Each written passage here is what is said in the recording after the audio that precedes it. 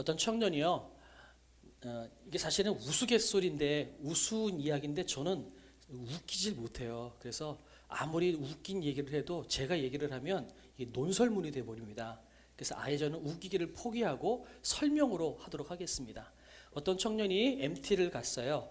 MT를 갔다가 막 술에 취해가지고 막 어두운 그 야외였는데 술 취해가지고 막 춤추다가 낭떠러지로 떨어진 거예요.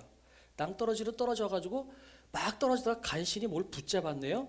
근데 가만히 보니까 이상한 소리가 옆에서 낑낑거리고 나요. 보니까 옆에 자기하고 똑같이 낭떠러져서 떨어져가지고 풀을 붙잡고 매달려 있는 청년이 있는 거예요.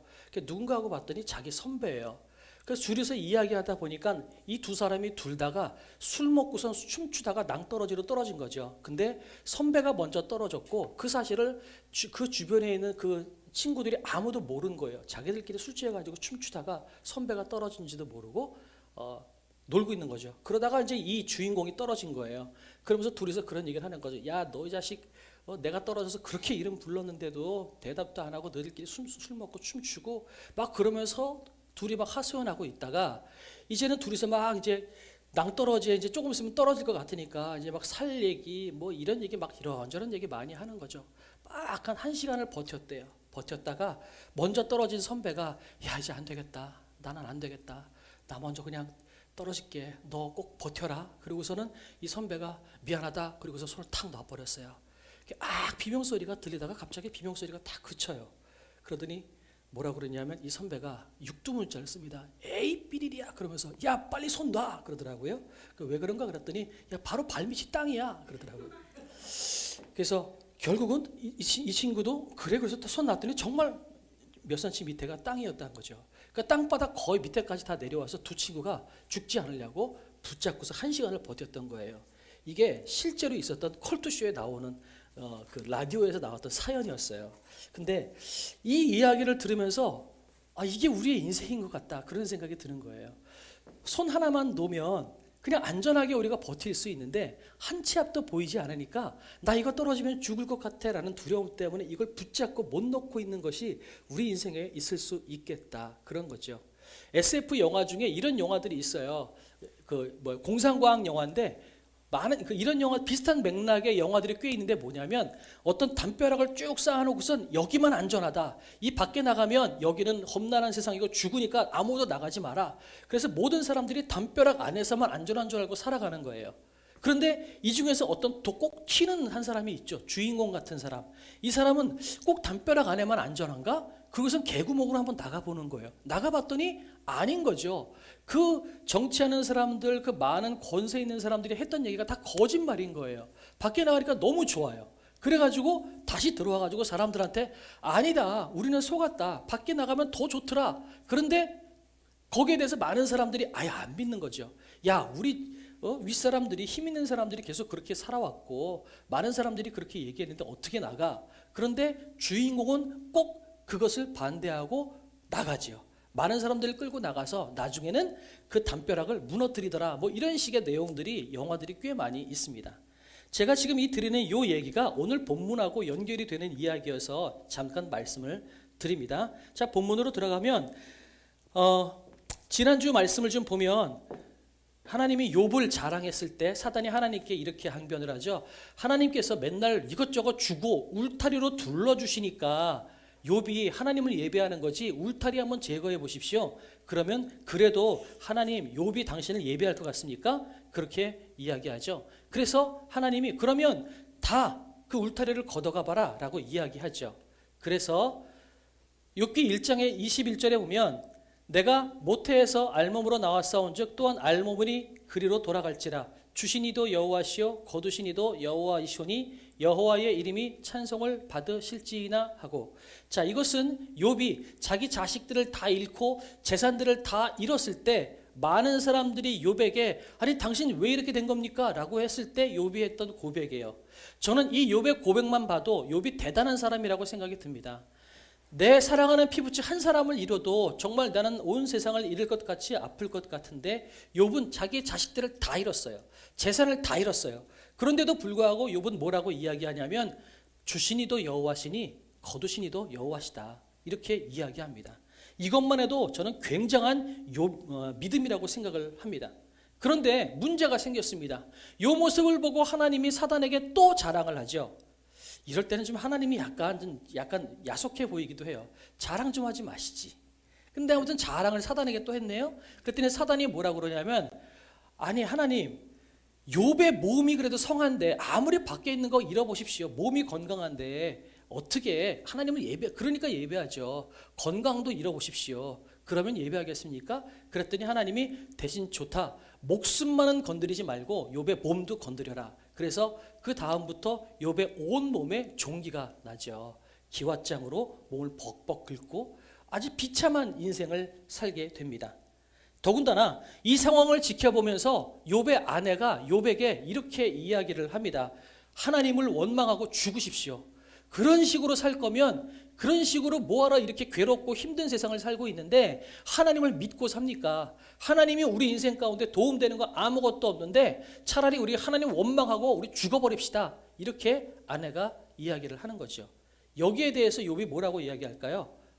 이렇게 얘기하죠. 그에게 당신이 그래도 자기의 온전함을 굳게 지키느냐? 하나님을 욕하고 죽으라. 이렇게 고백해요. 이렇게 고백하는데도 욥은 흔들리지 않습니다. 그런데도 문제는 그의 친구들이 와서 일주일 동안 욥을 같이 끌어안고 같이 그 고통을 나누기 시작하니까 욥이 무너지기 시작을 해요. 2장까지 이렇게 흔들림이 없이 살았던 욥이 갑자기 3장서부터는 자기의 인생을 한탄하기 시작을 합니다. 차라리 태어나지 말았으면 좋겠다. 이렇게 욥이 무너지기 시작을 하고 3장서부터 하나님에 대해서 원망을 하기 시작을 하는 거죠. 저는 이것을 어떻게 해석하냐면 욥이 울타리를 붙잡고 있는 것이다 라고 저는 생각을 합니다. 이게 뭐냐면 울타리는 욥이 지금까지 살아오면서 자기의 삶의 기준이 되는 것, 삶의 목표가 되고 자기 삶의 희망이 되는 것, 그것을 저는 울타리라고 저는 생각을 해요.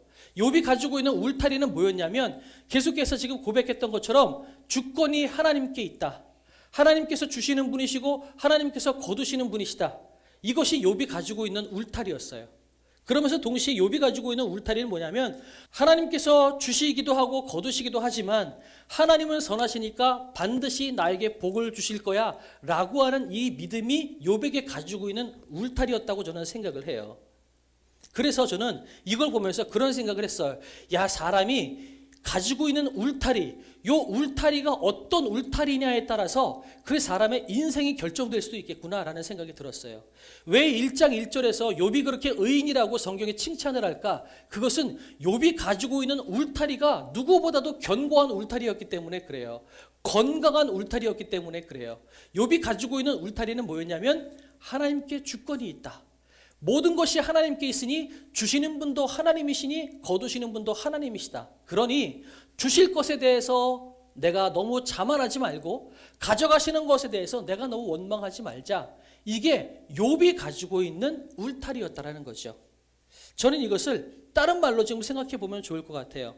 우리도 살아가면서 누구나 울타리가 있어요. 틀이 있어요. 이걸 뭘로 표현할 수 있냐면 고정관념, 가치관, 윤리의식, 아마 이런 거로 아마 볼 수 있을 것 같아요. 제가 사전에 동의를 안 구하고 지금 약간 말씀을 드리는데 이런 거죠. 예전에 왜 주집사님이 그런 말씀 하셨잖아요. 이제 동창회인가 한번 갔다가 결혼해서 자식 이렇게 안 나는 사람들을 많이 보면서 야, 이것 때문에 대가 끊기게 생겼다 막 그랬더니 주변 사람들이 막 욕을 했다고 그랬잖아요. 이런 것, 주집사님 입장에서는 결혼해서 자식을 낳지 않으면, 결혼해서 내 자손들이 아들을 낳지 않으면 우리 대가 끊긴다. 그래서 빨리 결혼해서 자식을 낳았으면 좋겠다 하는 것이 우리 주병찬 집사님이 가지고 있는 프레임이에요. 틀이에요. 고정관념이고 윤리의식인 거예요. 그런데 지금 많은 사람들은 어떻게 생각해요? 젊은이들한테 결혼하라고 그러고 애기 낳으라고 그러면 무슨 얘기 들어요? 꼰대 소리 듣는다는 거죠. 이게 지금 MZ세대들이 가지고 있는 틀인 거예요. 이만큼 사람마다, 세대마다, 사람마다 가지고 있는 틀이 있어요. 그리고 그 틀을, 어떤 틀을 가지고 있느냐에 따라서 세상을 바라보는 가치관이 틀리고 세상을 평가하는 기준이 다릅니다.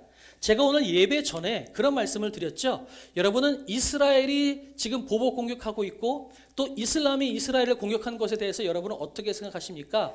라고 질문을 드렸어요. 여기에 대해서 두 가지 신학적인 이야기를 여러분께 지금 말씀을 드려보려고 합니다. 이런 거는 여러분이 듣고 계시면 좋을 것 같아요. 성경적으로 봤을 때 어떤 사람들은 예수님께서 이스라엘이라는 그 민족을 선민으로 택함받은 민족으로 세웠기 때문에 하나님께서 재림하실 때, 예수님께서 재림하실 때 이스라엘로 재림하실 거다라고 하는 주장들이 있어요. 그리고 성경의 예언들이 실제로 지금 역사적으로 있는 저 중동 땅의 저 이스라엘을 향한 예언이다. 그래서 이스라엘 가운데 저 예언이 성취되는 모습을 보면서 우리는 말세, 종말을 우리는 볼 수 있다. 하나님의 때를 알 수 있다라고 하는 주장이 있어요. 이런 주장은 뭐냐면 실제적으로 역사적으로 벌어지는 많은 일들을 성경과 매치를 시키는 거죠. 그래서 봐라, 예를 들어서 코로나가 터졌을 때 봐라, 성경에서 말세 때 전염병이 돈다고 하지 않았냐. 근데 코로나가 터지는 거 보니까 이 온 땅에 전염병 돌았지 말세야. 이렇게 세상에서 벌어지는 일들과 성경의 이야기들을 실제적으로 다 매치해가면서 종말의 때, 말세의 때를 판단하는 그런 분위기들이 있어요. 이런 분위기가 뭐냐면 예수님은 성경에서 말씀하신 대로 예루살렘으로 재림하실 거다. 그리고 이 땅에서 오실 때 예수님께서 이 예루살렘이 선민이고 택함받은 백성이지만 또한 이방인들도 하나님께서 구원하시니 이방인들의 수가 어느 정도 찰 때까지는 예수님께서 재림하시지 않는다. 이방인의 수가 차면 예수님께서 오신다. 그러니 예수님께서 오시기 위해서 이방인들을 우리는 부지런히 전도해야 된다. 이방인이 누구예요? 우리와 같은 사람인 거죠. 이렇게 이야기하는 사람들이 있어요. 이런 생각을 가지고 계시는 분들은 어떻게 생각하냐면 지금 같은 이야기들을 딱딱 보면 봐라, 하나님께서 지금 에스겔 말씀을 가지고 많은 목사님들이 예언서를 가지고 풀이하시거든요. 지금 이 상황들을. 그래서 조금 있으면, 쉽게 말씀드리면 조금 있으면 러시아하고 이란하고 손잡을 거다. 러시아하고 이란이 손잡으면 그때는, 이게 에스겔 38장에 있는 말씀이에요. 진짜로 말세가 온다. 이런 이야기를 하시는 목사님들이 꽤 계십니다. 이걸 세대주의라고 지금 표현을 하는데, 이런 분들은 봐라, 성경의 말씀대로 지금 예루살렘이 이스라엘이 이슬람을 공격하지 않냐, 싹쓸이하지 않냐, 이게 예언의 성취다. 우리는 이스라엘 편에 들어가서 이스라엘이 승리하는 것을 봐야 된다라고 주장하는 거예요. 이 모습을 바라보면서 성경의 예언이 성취된다라고 이야기하는 겁니다. 그런데 또 다른 사조는 뭐냐면, 요거는 조금 지금 요즘에 있는 대다수의 많은 교단 가운데에서 또 많은 사람들이 생각하고 있는 거예요. 뭐냐면 이스라엘이 아니다. 성경이 이야기하고 있는 이 이스라엘은 하나님께서 택함받은 세대를 상징하는 샘플이다. 이렇게 이야기하는 거예요. 이스라엘은 샘플이고 하나님께서 온 열방을 다 사랑하시는 거다.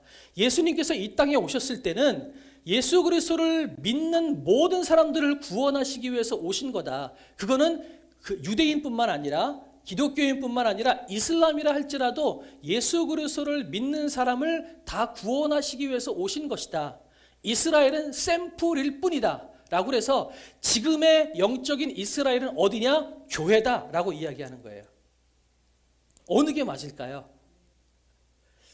저는 어디에다가 이야기하기는 좀 어렵겠다라는 생각이 들지만 저는 후자 쪽입니다. 그리고 많은 교단들이, 그리고 많은 목사님들이 후자 쪽의 이야기들을 많이 해요. 이스라엘은 하나님께서 택함받은 세대를 어떻게 이끌고 나가시는지를 보는 샘플이다. 그럴 때는 우리는 이 전쟁을 바라보면서 이스라엘 편에 쉽게 들기가 어려워요. 그죠? 팔레스타인 안에도 분명히 죄 없는 어린아이들이 있는데 그 아이들을 그냥 죽인다? 저는 봤을 때 분명히 그 안에서도 하나님께서 구원하시기 원하는 영혼들이 있을 건데 이 전쟁 때문에 그들을 싹 쓸어버린다? 여기에 대해서 하나님께서 저는 마음 아파하실 것 같다라고 하는 것이 제 생각입니다. 그래서 저는 평화를 위해서 기도하는 것이 맞지, 이스라엘이 팔레스타인을 다 쓸어버리기 위해서 기도하는 것은 저는 좀 무리하지 않을까라는 생각이 드는 것. 이것이 제 개인적인 견해이고 많은 건강한 교단에서 또 많은 건강한 목사님들이 이런 견해를 따르고 있습니다. 그러나 그렇다고 해서 처음에 제가 말씀드렸던 이스라엘이 진짜 하나님께서 택한 나라이기 때문에 예수님은 이스라엘로 재림하실 것이다 라고 하는 그 사상이 무조건 틀렸다고 할 수는 없고요. 그 사상 안에도 우리가 본받을 것이 있고 존경할 만한 것이 꽤 있어요. 그러니 무조건 그것을 틀렸다고 우리가 이야기하기는 어렵습니다. 중요한 것은 매 순간순간 바라봤을 때 우리가 어떤 틀을 가지고 살아가느냐, 이것이 중요한 거죠. 그런데 제가 이 말씀을 드리는 이유는 이 울타리를 잡고 있는 욥처럼 우리가 어떤 틀을 가지고 있느냐에 따라서 이 전쟁을 바라보면서 우리는 무조건 이스라엘 편이야, 저 팔레스타인 사람들 다 죽어야 돼 라고 이야기할 수 있고, 또 어떤 틀을 가지고 있는 사람은 어느 누구도 우리가 응원할 수 없다, 하나님께서는 이 땅에 평화를 원하신다, 전쟁의 종식을 위해서 기도하자 라고 이야기할 수도 있는 거예요. 그러니까 틀이 어떤 틀이냐에 따라서 이 세상을 바라보는 관점이 바뀔 수 있다라고 이야기할 수가 있는 거예요. 저는 그래서 이 틀을 세계관 또는 가치관이다라고 저는 여러분에게 표현할 수 있을 것 같아요. 이 세상을 여러분이 어떤 시선으로 바라보느냐에 따라서 세상을 평가하고 판단하는 기준이 달라져요. 제가 이제 조만간에 그렇게 할 건데, 예배 시간에 목사님이 청바지를 입고 넥타이를 안 입고 올라왔어요. 그러면 어떤 분들은 그렇게 생각할 수 있죠. 아니 어떻게 저렇게 거룩한 제단에 올라가면서 청바지를 입어? 그럴 수 있어요. 그런 틀을 가지고 계신 분들도 계세요. 그런데 어떤 분들은 아니다, 저거는 하나님의 말씀을 증거하고 선교적인 차원에서 충분히 그럴 수 있다라고 생각해서 그것을 오히려 좋다고 생각하는 분들이 계시죠. 지금 많은 열려있는 교회들, 온누리 교회, 뭐 이런 많은 교회들이 사실 그런 이제 시도들을 지금 하고 있어요. 아무튼 간에 이것도 역시 어떤 틀을 가지고 있느냐에 따라서 그것을 바라보는 평가와 시선이 달라질 수가 있어요. 그래서 저는 첫 번째 여러분에게 드리고 싶은 건 뭐냐면, 틀이 건강한 사람이 건강한 삶을 살 수 있다는 겁니다. 바라고 원하는 것은 우리 모든 성도님들이 건강한 틀을 갖고 사는 사람이 되었으면 좋겠어요. 건강한 틀을 갖고 계시는 성도님들이 되기를 원합니다. 욥이 왜 하나님께 의인이라고 칭찬받았어요? 욥은 건강한 프레임이 있었다라는 거예요. 건강한 틀이 있었다라는 거예요. 저는 하나님이 어떤 지역의 하나님이 아니라고 생각이 들어요. 하나님은 열방의 하나님, 온 우주의 하나님이라고 생각이 들어요. 그런 차원에서 저는 하나님을 편협한 존재, 지역적인 존재로 여러분 평가절하하지 않았으면 좋겠다라는 생각이 듭니다. 하나님은 열방의 하나님이십니다. 주권은 하나님께 있습니다. 우리가 이 사실을 잊지 않았으면 좋겠어요. 우리가 가지고 있는 틀이 이거였으면 좋겠어요. 우리가 아무리 열심을 내도요, 하나님이 허락하시지 않으면 우리 가운데 열매가 나오지 않고 선한 일이 일어나지 않습니다. 예를 든다면 우리가 직장 생활을 아무리 열심히 해도 하나님께서 원하지 않으면 우리가 돈 많이 벌 수 없어요. 아무리 장사를 열심히 해도 하나님이 원하시지 않으면 우리 장사가 대박나기가 어려워요. 우리가 열심히 하는 모습을 보고 하나님께서 우리에게 대박나기를 허락하실 때 대박이 나는 거라는 거죠. 공부하는 친구들도 마찬가지예요. 열심히 공부한다고 무조건 좋은 대학 갈 수 있을까요? 열심히 공부하시는 모습을 보고 하나님께서 지혜를 부어주셨을 때 그 아이가 똑똑해지고 좋은 대학을 갈 수 있는 거지, 무조건 열심히만 앉아있다고 해서 좋은 대학을 갈 수 있는 것은 아니라는 겁니다. 이렇게 생각하는 것이 모든 주권이 하나님께 있다라고 하는 주권의식입니다. 여러분, 이 주권의식이 우리의 틀이 되기를 주님의 이름으로 축복합니다. 여러분 모두 그런 틀을 가지고 있었으면 좋겠어요. 내가 열심히 한다고 되는 게 아니다. 물론 나는 최선을 다해서 열심히 해야 돼요. 그러나 내가 열심을 내는 모습을 보고서 하나님께서 복을 주시는 것, 이것이 하나님께서 내가 기대하는 일이다. 이런 마음을 가지고 살았으면 좋겠습니다. 욥은요, 이해할 수 없는 상황이 계속 생기는데도 불구하고 이 울타리, 다시 말해서 이 모든 것들이 주님의 것이다 라고 하는 이 가치관을 있는 힘을 다해서 붙잡고 있었어요. 그런데 문제는 상황이 점점 변하고 자기가 붙잡고 있는 이 가치관을, 자기가 붙잡고 있는 이 울타리를 뛰어넘는 상황들이 계속해서 생기는 거예요. 그러니까 욥이 점점 의심이 생기기 시작하는 거죠. 이상하다. 모든 주권이 하나님께 있다고 그랬는데, 이상하다. 하나님은 선하시다고 그랬는데, 그러면 내가 최선을 다해서 의롭게 살고 죄 안 지으려고 열심히 살면 이제는 하나님이 복 주셔야 되는데, 이거 가져가셨다 할지라도 금방 나에게 복을 주셨어야 되는데, 뭔가 욥이 지금 최선을 다해서 붙잡고 있는 그 울타리가 계속해서 무너지고 있는 거예요. 이 울타리가 무너지면 어떻게 되냐면 내 존재 가치가 사라지는 겁니다. 다시 말해서 나는 이거 하나만 붙잡고 살아왔는데 이게 무너져 버리면 나 어떻게 살아야 되지? 이렇게 되는 거예요. 자, 이것을 여러분께 이해시켜 드리기 위해서 단편적인 예지만 제 얘기를 하나를 말씀을 드리도록 하겠습니다. 저는 목사예요. 그러면 제가 가지고 있는 목사로서의 틀이 뭘까요? 자, 성도들에게 삶으로 본이 돼야 되지, 교회를 부흥시켜야지, 설교 잘해야지, 그래서 하나님께서 원하시는데 이 교회가 하나님께서 원하시는 건강한 교회가 되도록 해야지, 나 이것을 위해서 최선을 다해야지, 열심을 다해야지, 이게 제가 가지고 있는 목사로서의 프레임일 겁니다. 그죠? 이게 내 틀이에요. 그런데 문제는 그 마음과 이 틀을 가지고 제가 열심을 다해서 기도도 하고 살았어요. 그런데 결론을 놓고 보니까 나는 열심을 다하고 기도했고 열심히 목회했다고 생각을 했는데 내 모습을 보고 많은 사람들이 상처를 입어요. 교회 성도들은 점점 줄어들어요. 오히려 남아있는 성도들이 자꾸 신앙이 이상해져요. 그러다가 결과적으로 교회가 무너져요. 만약에 이런 일이 생겼다고 봅시다. 그러면 그 모습을 바라보는 저는 어떤 생각이 들까요? 나 목사 맞아? 이렇게 생각이 들겠죠. 나 그동안 잘못 살았나 보다. 내 삶을 부정하게 되는 거예요. 그동안 내가 잘못 살았어. 내가 그동안 잘못했으니까 이렇게 됐지. 내 삶을 부정하게 되고 더 나아가서 나 목사 맞아? 내 목사 잘못했나? 점점 생각이 심해지면 어쩌면 하나님이 나를 목사로 부른 게 아닌데 내가 내 고집 가지고 목사가 된 걸지도 몰라. 목사 때려쳐야 되겠다. 나 같은 인간이 목사 되면 사람들 다 죽이겠다. 이렇게 생각이 갈 수 있겠죠. 욥이 그래요. 욥이 왜 3장서부터 자기의 신세를 한탄했을까요? 자기가 붙잡고 있는 울타리가 무너지니까 자기가 그동안 살아왔던 모든 삶이 부정이 되기 시작을 하는 거예요. 이럴 바에야 차라리 살지 말걸. 그래서 욥이 3장 3절에 이렇게 이야기합니다. 내가 난 날이 멸망하였더라면, 산에 아이를 배웠다 하던 그 밤도 그리하였더라면, 차라리 내가 태어나지 말았으면 좋았을 것을. 잘못 살았다. 욥이 그렇게 자기의 인생을 부정하고 있는 겁니다. 그렇게 말하는 것, 이게 지금 이렇게 말하는 것은 그런데 가만히 생각해 보면 욥이 정말 나 죽었으면 좋겠다는 생각일까요? 그런 말이 아닌 겁니다. 이런 말을 하고 있는 것은, 한편으로 이야기하는 것은 정말 죽고 싶다는 게 아니라, 또 제가 목사 그만둬야 되겠다라고 이야기할 때 정말 목사를 그만두려고 하는 생각이 아니라 내가 지금 얼마나 혼란스러운지, 이 울타리가 무너진 내 삶이 얼마나 괴로운지를 알아달라는 거예요. 그리고 왜 이런 일이 생겼는지 나에게 답을 달라고 이야기하는 것이 욥의 고백인 거예요. 나 지금 죽었으면 좋겠어. 그 말은 진짜 죽었으면 좋겠다는 게 아니에요. 죽을 만큼 괴로운데 답 좀 달라는 이야기를 지금 욥이 하고 있는 거예요. 혹시라도 그런 일은 없겠지만 정말 100만 분의 1이라도 제가 나중에 지나가는 말이라도 저 목사 때려칠래요. 제가 혹시라도 그렇게 이야기하면 여러분들이 목사님 때려치시려고요? 아이고 환영합니다. 이러지 마시고 저분이 지금 답이 없구나. 저분이 뭔가 괴롭구나. 저를 위해서 기도해 주셔야지. 잘하셨어요. 금방 때려치세요. 여러분 그러시면 안 돼요. 그 말은 나 지금 힘들어요. 답을 좀 주세요 라고 하는 질문인 거예요. 욥이 지금 이렇게 이야기하고 있는 것은 답을 달라고 이야기하는 거예요.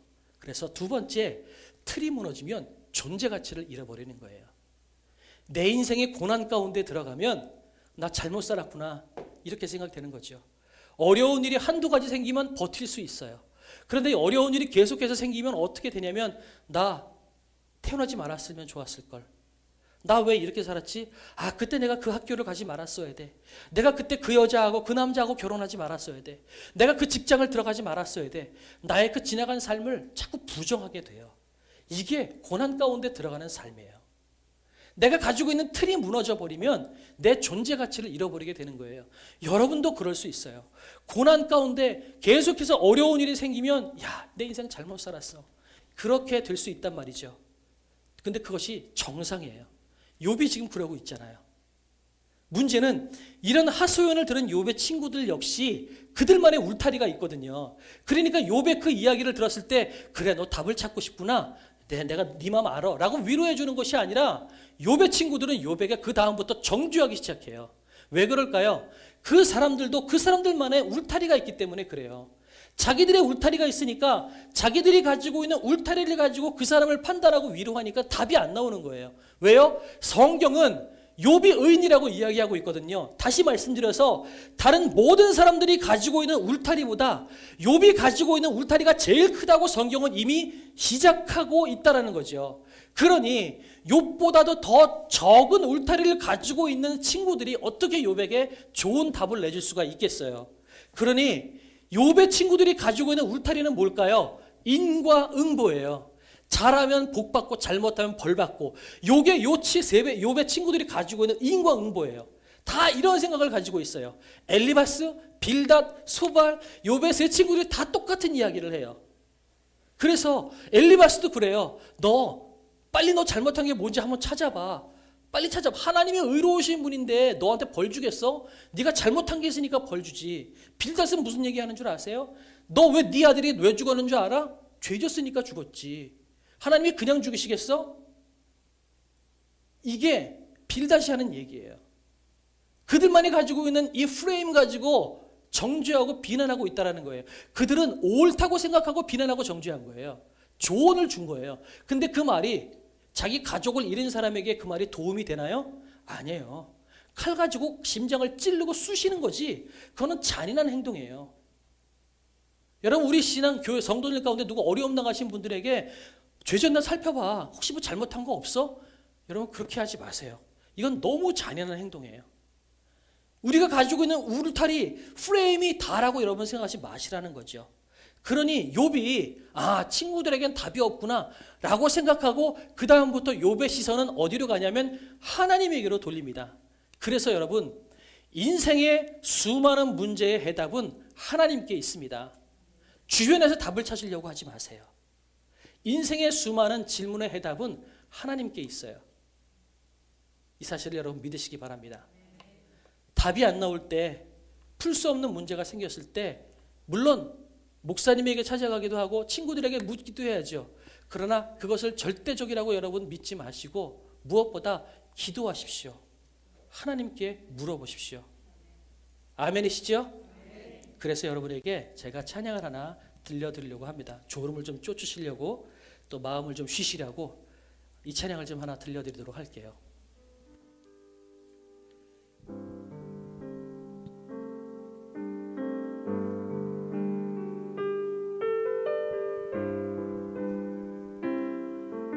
때때로 우리 인생 가운데 풀 수 없는 많은 문제들, 주의 권세 힘입어 깊은 흑암 속에도 나는 주의 군사 되리. 그 어떤 문제도 해답은 예수, 우릴 대속하사 참 자유 주셨네. 그 사랑 높은 산보다 더 높고 바다보다 더 깊네. 그 어떤 문제도 해답은 예수, 그 어떤 문제도 해답은 예수, 우릴 대속하사 참 자유 주셨네. 주 사랑 높은 산보다 더 높고 바다보다 더 깊네. 그 어떤 문제도 해답은 예수. 욥은 더 이상 친구들에게 답이 안 나오니까 고개를 하나님께 돌리죠. 이제부터가 오늘 읽었던 본문으로 들어가 봅니다. 욥이 하나님께 하소연합니다. 하나님, 내가 답을 모르겠습니다. 철석같이 붙잡고 왔던 울타리가 무너졌습니다. 이제 내가 어떻게 살아야 될지 모르겠습니다. 이 고백이 7절에 있어요. 내 생명이 한낮 바람 같음을 생각하옵소서. 나의 눈이 다시는 행복을 보지 못하리이다. 내 인생은 바람 같습니다. 그냥 왔다가 사라지는 존재 같습니다. 나는 먼지같이 사라집니다. 내 삶에 희망도 보이지 않습니다. 다시 말씀드려서 내가 사는 게 아닙니다. 이렇게 이야기하는 거죠. 그러다가 하나님께 쏘아붙입니다. 내가 바다니까? 바다 괴물이니까? 주께서 어찌하여 나를 지키시나이까? 나는 바다처럼 큰 존재가 아닙니다. 바다 괴물처럼 내가 뭐 해코지를 한 것도 아니고 내가 힘 있는 그런 짐승도 아닙니다. 나는 그냥 힘없는 한낱 먼지 같은 존재입니다. 내가 이 세상에서 큰 일을 할 만한 그렇게 위대한 존재도 아닙니다. 왜 하나님 나를 그렇게 크게 생각하십니까? 덧붙여 이렇게 얘기하죠. 혹시 내가 말하기를 내 잠자리가 나를 위로하고 내 침상이 내 수심을 풀리라 할 때에 주께서 꿈으로 나를 놀라게 하시고 환상으로 나를 두렵게 하시나이다. 하나님, 내가 눈 뜨고 숨 쉬고 있으면 너무 괴로워서 차라리 잠이라도 자면 괜찮을 것 같아서 잠자리에 들면 하나님은 얼마나 가혹하신 분인지 꿈속에서도 나한테 찾아오셔가지고 나를 괴롭히시는 분이십니다. 하나님, 도대체 왜 이렇게 힘이 듭니까? 왜 나를 건드리지 못하셔가지고 안달이 나신 것처럼 나를 괴롭게 만드십니까? 하나님께 이렇게 원망하는 거예요. 여러분, 잠자리까지 불편할 정도로 괴로운 그런 인생 겪어보신 적 있으세요? 여러분, 그런 인생을 욥이 이야기하고 있는 겁니다. 이렇게 힘든 인생 살고 계시는 분이 계십니까? 오늘 우리 욥의 고백을 잊지 않았으면 좋겠어요. 욥도 그 길을 걸어갔다는 사실, 그리고 우리보다 훨씬 더 의롭다라고 평가받았던 욥조차도 그런 고난 가운데 들어갈 수 있었다는 사실을 여러분이 기억하시고, 혹시 오늘 괜찮다고 해서 여러분 이 본문을 잊지 않으셨으면 좋겠어요. 때로 언젠가 내 힘으로 버틸 수 없을 것 같은 시간들을 보낼 때 오늘 이 고백을 여러분 꼭 붙잡고 떠올려 주셨으면 좋겠어요. 그래서 욥이 이렇게 하죠. 주께서 내게서 눈을 돌이키지 아니하시면 내가 침을 삼킬 동안도 나를 놓지 아니하시기를 어느 때까지 하시리이까. 도무지 침 삼키는 동안도 허락하지 않을 정도로 쉬지 않고 1분 1초도 쉬지 않고 나를 괴롭히시는 하나님 정말 대단하십니다. 이렇게 이야기하는 거예요. 그러면서 이렇게 이야기하죠. 우리가 같이 한번 읽어볼까요? 시작. 사람을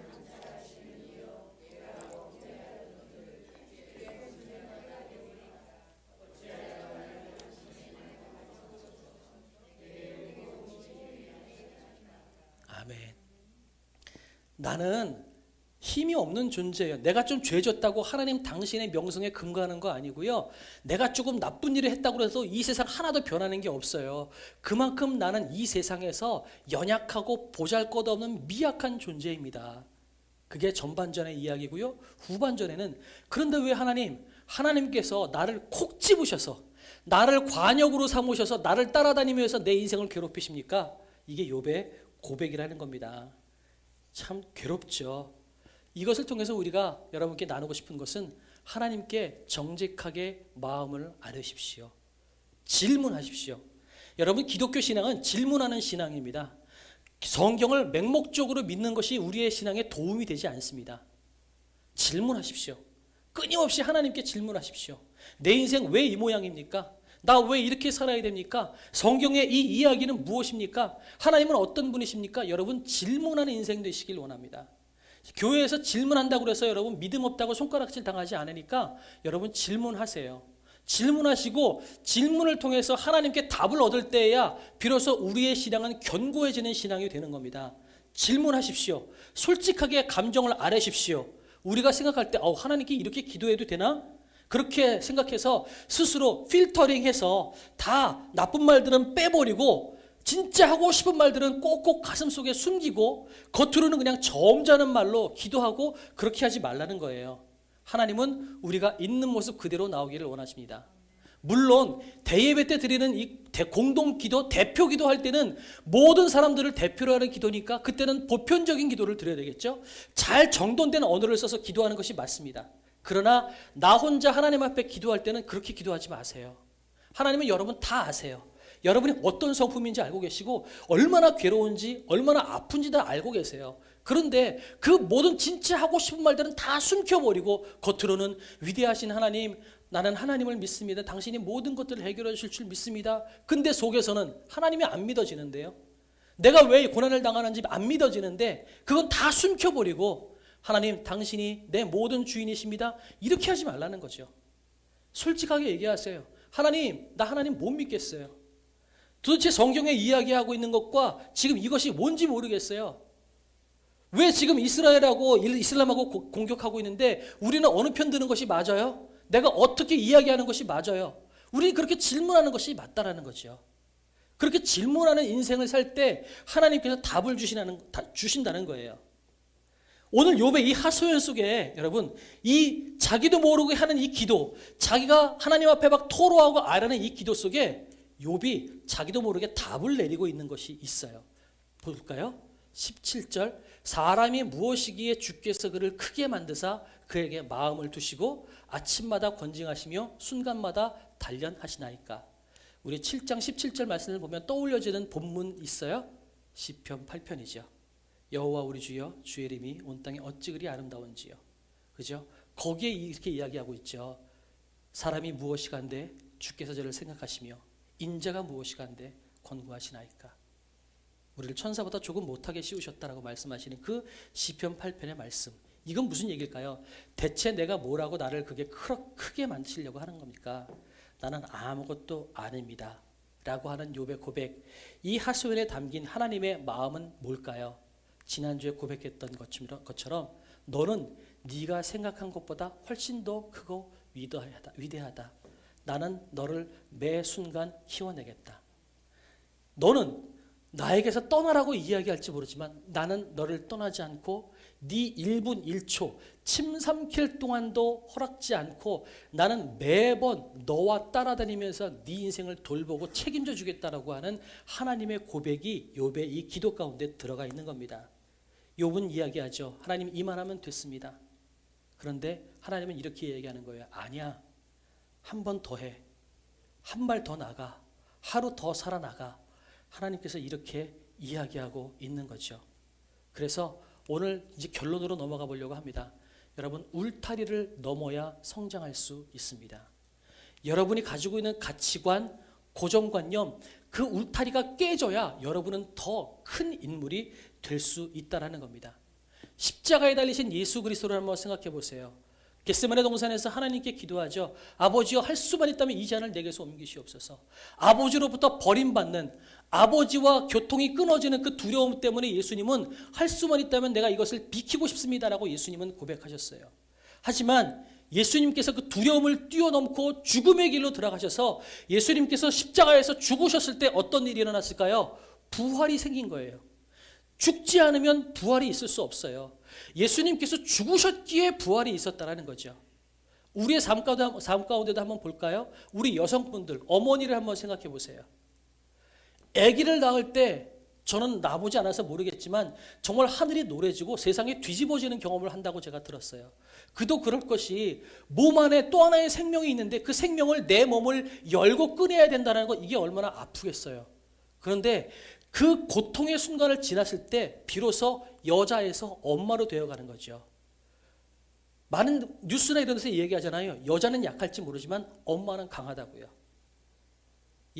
왜 그런 일들이 생길 수 있어요? 고통을 뚫고 나갔기에, 내 안에서 생명을 잉태하는 그 죽음을 넘나드는 울타리를 건넜기에 여자가 엄마가 될 수 있었던 겁니다. 이것처럼 우리의 인생은 우리가 이거는 안 돼, 여기 이상은 내가 못 가겠어라고 하는 울타리를 뛰어넘을 때에야 비로소 그 한계를 극복하고 더 멋있는 존재로, 큰 존재로 변할 수 있다라는 겁니다. 그래서 우리는 울타리를 넘어야 더 큰 존재가 되고요, 울타리를 넘어야 내 생각이 더 커지는 것입니다. 때로는 헤아릴 수 없는 고통과 괴로움 앞에서 우리는 그 답을 찾을 수가 없습니다. 그러나 하나님이 선하시다는 것이 우리가 포기할 수 없는 전제 조건이라면 우리는 어떻게 생각해야 되냐면, 그래, 내 머리로 이해할 수 없는 고통 가운데에서도 하나님이 나를 붙잡고 계시다라는 이 믿음의 고백을 포기하지 않고 살아가는 것, 그것이 주님께서 우리에게 원하시는 울타리를 뛰어넘는 것이고, 그 울타리를 통해서 하나님은 우리를 더 크고 위대하게 만드신다라는 것입니다. 하나님은 그냥 우리가 굶지 않고 그냥 돈 웬만큼 벌고 결혼 웬만큼 하고 자식들 말썽 안 부리고 그냥 조용히 신앙생활 하다가 그냥 하루 이틀 잠깐 아프다가 그냥 천국 가는 거, 이런 삶을 하나님께서 우리에게 기대하지 않으신다는 겁니다. 우리는 그 정도 삶을 기대하고 이것이 복이라고 생각해요. 하지만 하나님은 우리를 훨씬 더 멋있는 존재라고 이야기합니다. 그래서 우리를 만들고 나가는 것들을 포기하지 않겠다라고 말씀하십니다. 침 삼킬 동안도 쉬지 않고 하나님은 우리를 지켜보시고 우리를 돌보시는 분이라고 생각을 합니다. 고통 가운데 들어가면 이게 이해가 안 되죠. 십자가 죽음을 통과한 예수 그리스도가 우리의 구세주로 온 인류 앞에 당당히 설 수 있었듯이 이 낭떠러지 같은 인생을 통과하고 죽을 것 같은 한계를 통과한 우리의 인생을 통해서 하나님은 더 멋있는 존재, 우리가 상상할 수 없는 영광을 드러내는 존재로 우리를 만들어 내시겠다라고 이야기합니다. 그럼 우리 어떻게 살아야 돼요? 답이 뭘까요? 답은 이거예요. 여러분, 힘들면 힘들다고 외치세요. 버티기 힘들면 하나님 앞에서 그냥 눈물을 흘리면서 우세요. 그 앞에서 몸부림을 치면서 견뎌내는 겁니다. 우리는 고통 가운데 있는 그 순간에는 그 안에서 와, 하나님이 선하시다, 우리는 그렇게 이야기할 수 없어요. 욥도 자기의 인생을 원망하잖아요. 하물며 우리가 고통이 물밀듯이 밀려올 때 그래도 주시는 분이 하나님이시고 거두시는 분이 하나님이시니 이 고통 나 감내하겠습니다, 우리가 그렇게 이야기할 만큼 우리가 강력하고 믿음 있는 존재인가요? 그렇지 못해요. 욥도 울잖아요. 그럼 우리는 뭐 해야 되겠어요? 아프면 그냥 우는 거예요. 울고 부르짖고 기도하는 거예요. 그런데 문제는 뭐예요? 견뎌내는 거예요. 이 터널의 끝에는 반드시 빛이 올 것이라는 믿음 가지고 버텨내는 거예요. 우리는 굴 속을 통과하는 사람이 아니라 우리는 터널을 통과하는 사람이에요. 끝도 없이 어두운 암흑 속을 내려 들어가는 존재가 아니라 반드시 빛을 볼 수 있는 터널을 통과하는 존재라는 사실을 믿고 끝까지 버텨내는 거예요. 그리고 터널을 통과했을 때 내가 얼마나 멋있어졌는지를 발견해내는 것, 이것이 하나님께서 우리에게 원하시는 인생이라는 겁니다. 지금 말씀드렸던 것처럼 제가 이렇게 이야기한다 할지라도 저도 고통이 생기면 저도 버티기 어려워요. 울기도 하고요, 발버둥치기도 합니다. 그런데 하나님은 말씀하십니다. 너 잘하고 있다. 그게 신앙인의 삶이다. 버티기 힘들지 울어라. 버티기 힘들면 내 앞에서 욕을 하든 나한테 삿대질을 하든 뭘 해도 괜찮다. 그런데 버티기만 해라.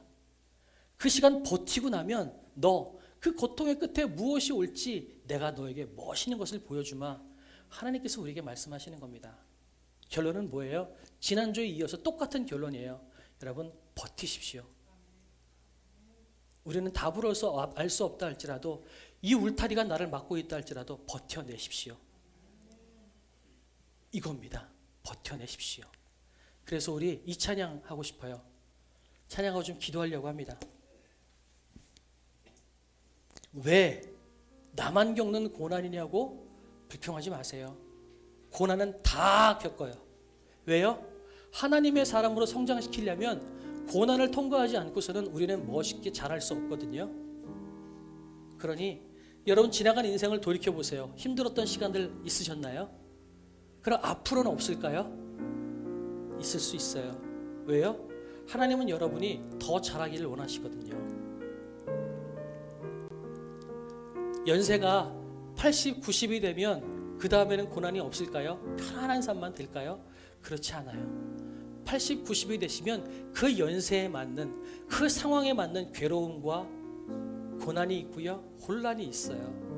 그러면 우리는 어떻게 될까요? 기도하고 버티는 거예요. 힘들면 우는 거예요.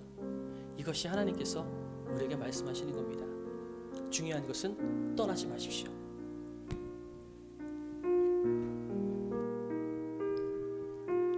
왜 나만 겪는 고난이냐고 불평하지 마세요. 고난의 뒤편에 있는 주님이 주실 축복 미리 보면서 감사하세요.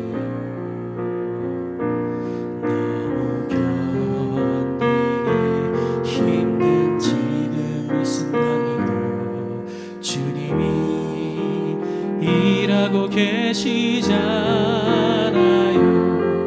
남들은 지쳐 앉아 있을지라도 당신만은 일어서세요.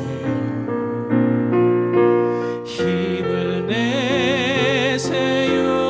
힘을 내세요. 주님이 손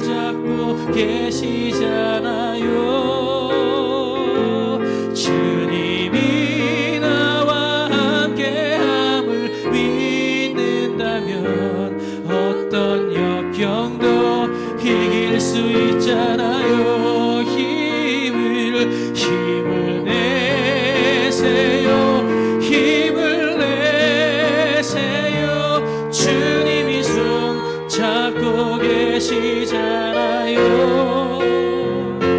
주님이 나와 함께함을 믿는다면 어떤 역경도 이길 수 있잖아요.